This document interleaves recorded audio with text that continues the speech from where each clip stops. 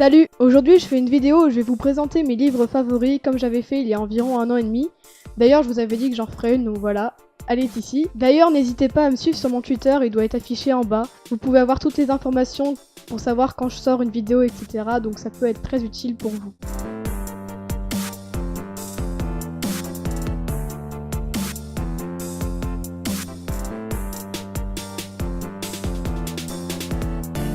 Je vais commencer par les mangas, donc le premier c'est celui-ci. C'est Shuriken Blitz de Matsuri Ino, donc je vais lire le résumé pour vous en parler. Mikash Kiryu, la descendante d'une longue lignée de ninjas, vit actuellement en Europe avec son maître Monsieur Rod.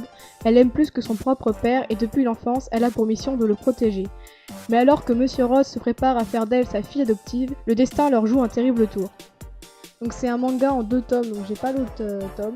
J'ai lu il y a pas si longtemps que ça et je l'ai trouvé super bien. En fait, ça faisait un petit moment qu'il traînait dans ma bibliothèque et je me suis dit qu'il serait peut-être pas mal que je le lise. Donc je l'ai lu et je le trouve vraiment super. Comme une bonne partie des mangas, il est en noir et blanc. Donc voilà, ça c'est un exemple de page. Il est assez rapide à lire, hein. J'ai dû le lire en 30 minutes, même pas.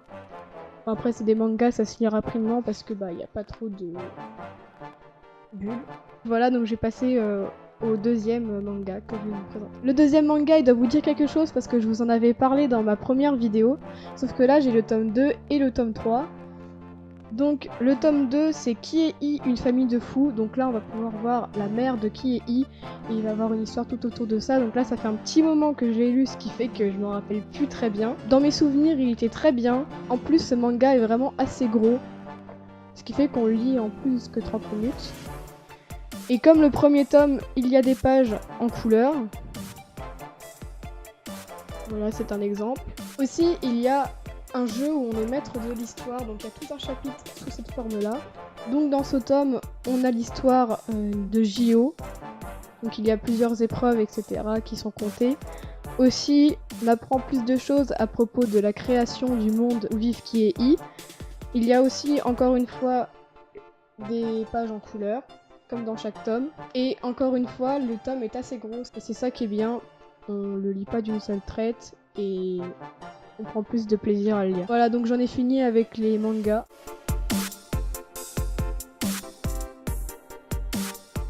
Maintenant, j'ai passé au roman policier, donc le premier roman que je vais vous présenter, c'est Apocalypse.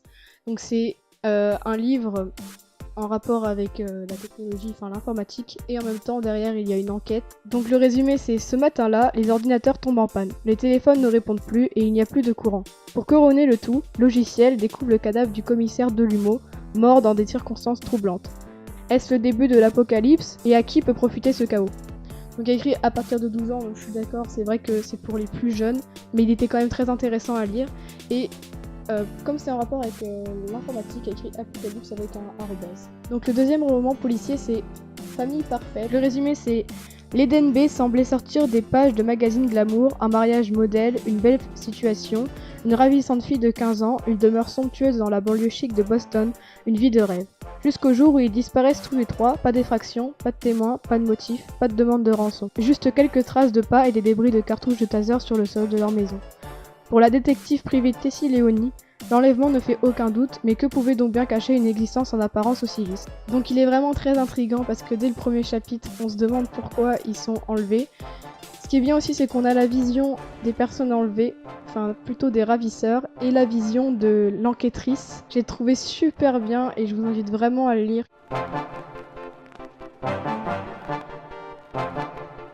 Maintenant, j'ai passé au roman, comment dire, un peu de la vie quotidienne et un livre que je n'ai pas réussi à mettre dans une catégorie. Donc le premier roman que je vais vous présenter, c'est Ma vie selon moi. Donc en fait, moi j'ai le tome 6. Et j'ai pas le tome 1, 2, 3, 4 et 5.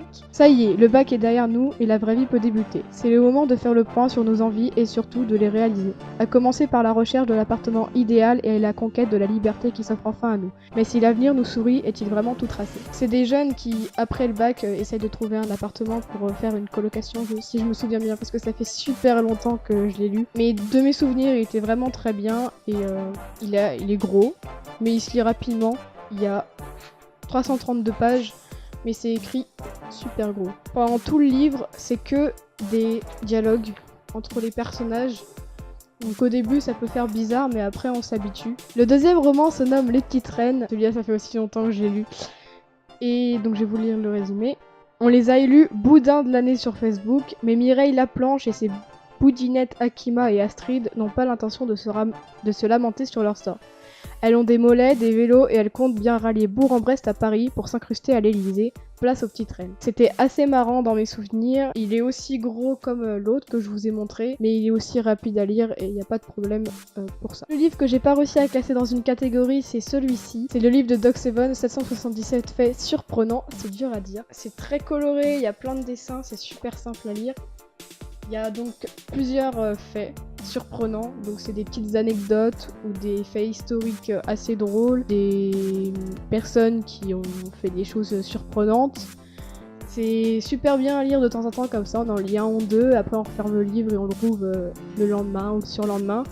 Donc moi je sais que j'en ai déjà lu pas mal, mais je l'ai pas encore fini et je trouve ça super intéressant parce que aussi on apprend des choses.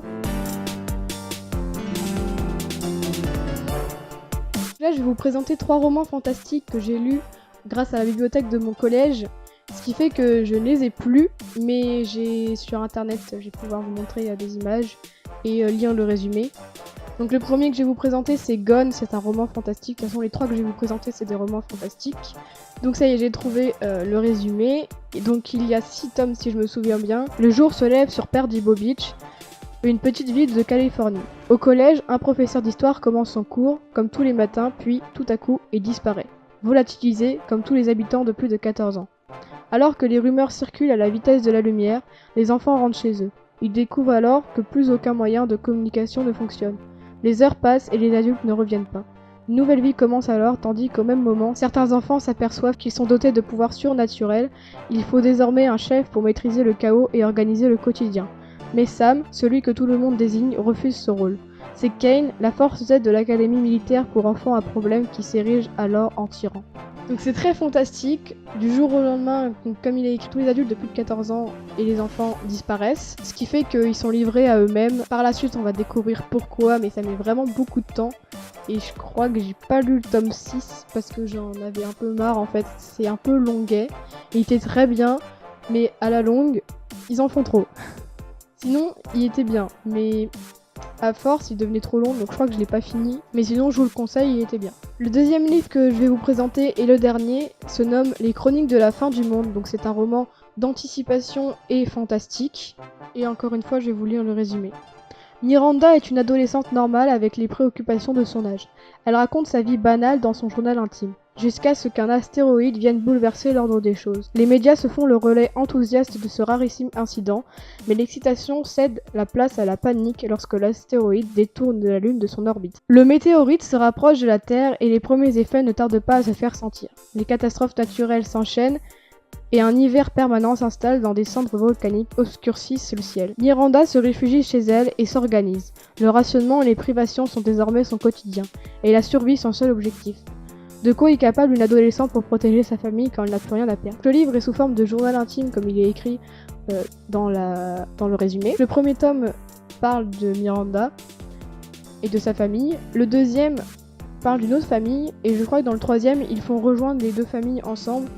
Mais je n'ai pas lu, donc je peux pas vous dire ce qui se passe dedans. En tout cas, de ce que je me rappelle, il était aussi très intéressant et j'avais pas mis beaucoup de temps à lire.